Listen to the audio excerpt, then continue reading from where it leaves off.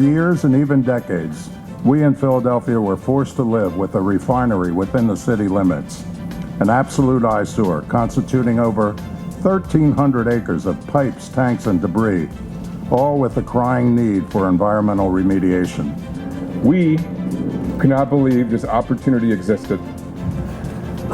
We did not see the 7 flares that used to hover over the Philadelphia skyline, or the 324 tanks that needed to be decommissioned and removed, or the 23 refining units that needed to be demolished. We saw what I believe to be the most strategic piece of real estate east of the Mississippi, if not the United States. We come to Philadelphia and are humbled by the enormity and the responsibility of the task ahead of us. However, we've done this before, and we are confident that with your help, we will be successful again. But we don't only build buildings, we build people, we build communities, we build infrastructure, and we connect it. This 13, think about it, 24,000 union construction jobs, Jimmy. That's great. Which is the mission of mine, is making sure when we do these type of projects, they are diverse and inclusive. And they committed to 50% minority participation as a part of their mission of making sure that this is a diverse and inclusive project. So give them a round of applause. As I've lived, this site has been the #1 polluter of Philadelphia, Pennsylvania, and on the East Coast. It is now no longer the #1 polluter, but it actually has reduced emissions.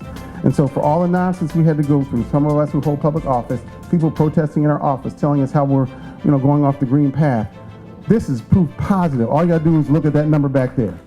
1,100 acres at the Navy Yard, 1,300 acres here, and the Navy Yard is going crazy with life science and all the other stuff that's going on down there. And what will be here will create 19,000 jobs, permanent jobs, and nearly 30,000 construction jobs.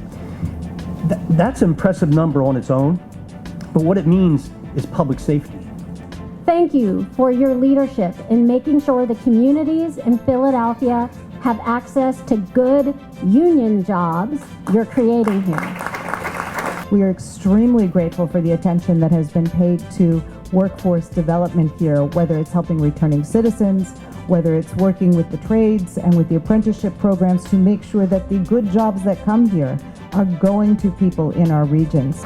We really mark a beginning of a new chapter for this part of South Philly. I'm grateful to you, Roberto, and I'm grateful to John and Jeffrey and the rest of Hilco's global team for the work that you're doing here in Philly and the belief you have in the Commonwealth of Pennsylvania.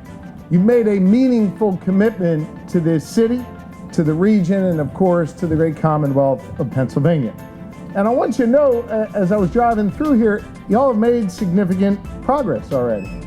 Being able to rehabilitate this former oil refinery into an area now ready for development, ready for its next chapter as the center of innovation and economic growth.